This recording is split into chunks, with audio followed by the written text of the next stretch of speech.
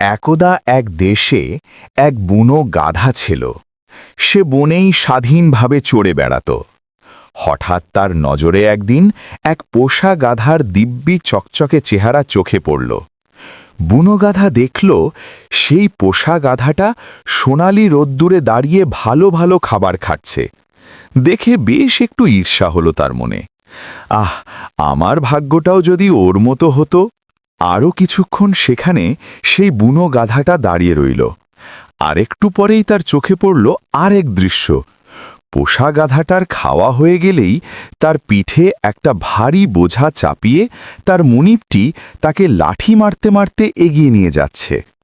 পোষা গাধার এই অবস্থা দেখে বুনো গাধাটা তখন তাকে বলল, ভাই, আমি তোমায় মনে মনে ঈর্ষা করে ভুলই করেছিলাম।